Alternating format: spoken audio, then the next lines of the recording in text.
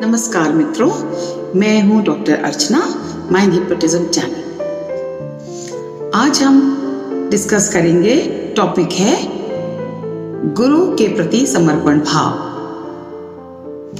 दोस्तों, एक सफल, सार्थक और संपन्न जीवन के लिए हमें जरूरत होती है एक गुरु की, अच्छे गुरु की, जो एक मार्गदर्शक होते हैं या मेंटोर होते हैं। कोई भी पर्सन, कोई भी व्यक्ति हम गुरु नहीं बन सकते। गुरु होने के लिए सक्षम होना बेहद जरूरी है। संस्कृत भाषा में गुरु शब्द आया, इसका ओरिजिन है गु प्लस रु। गु का मतलब है अंधकार और रु का मतलब है उसे भेदने वाला, उसे हरने वाला। तो अंधकार दूर करने वाले को या जीवन को प्रकाशमान करने वाले को, सार्थक बनाने वाले को शब्द दिया जाता है गुरु। तो अब गुरु बनने के लिए क्या क्वालिटीज चाहिए? योग्यता, नियत, अनुभव, करुणा, और उनको मंजूर होना चाहिए उस पर्टिकुलर शिष्य के लिए गुरु की तरह रोल प्ले करने के लिए। अब जब गुरु मिल जाते हैं तो एक तो जल्दबाजी नहीं करनी चाहिए गुरु बनाने में। गुरु सोच समझ के बनाने चाहिए। एक बारी बना लिया तो फिर 100% समर्पण भाव से उनके साथ रहना चाहिए।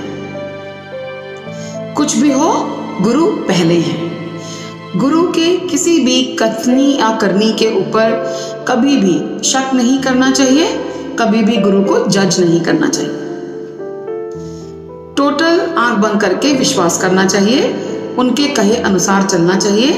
बहुत सारी चीजें जब गुरु बताते हैं उस समय कम भी समझ में आती हैं कि क्यों कह रहे होंगे, आगे चल के बहुत अच्छे से समझ में आता है कि हमको समय पर गुरु ने मार्गदर्शन दिया। अब आइए देखते हैं, जब शिष्य पूरे समर्पण भाव से रहते हैं तो गुरु के ऊपर इस वाइब्रेशन का क्या असर पड़ता है। एक तो गुरु बहुत खुश होते हैं और अपने शिष्यों को प्राथमिकता देते हैं। इस काम को, सिखाने वाले काम को सीरियसली लेते हैं और अपने जीवन में उसे महत्वपूर्ण मानने लगते हैं। उनका मन लगता है शिष्यों के साथ।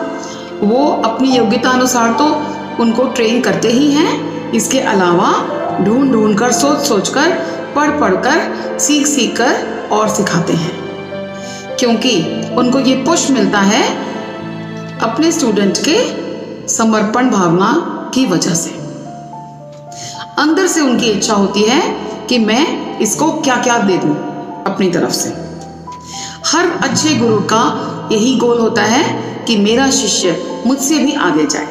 यही सार्थकता है गुरु के अच्छे कार्य की।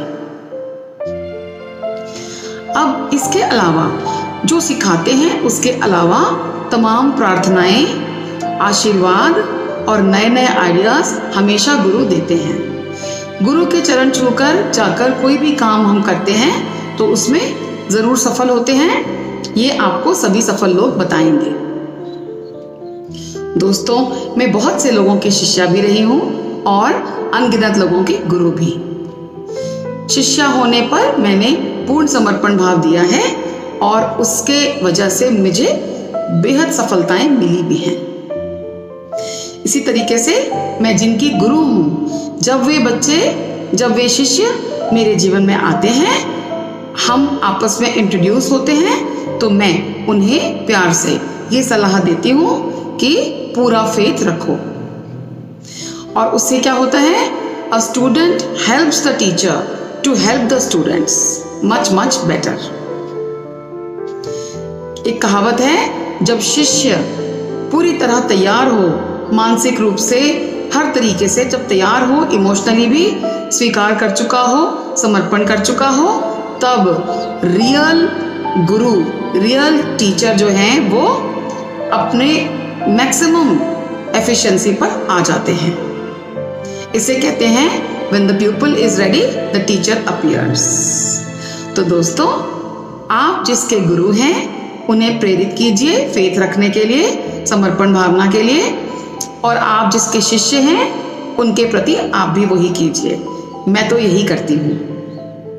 करके देखिए और इसका जादू महसूस कीजिए। खुशहाली दीजिए, खुशहाली पाइए और इस संसार को एक बेहतर जगह बनाइए।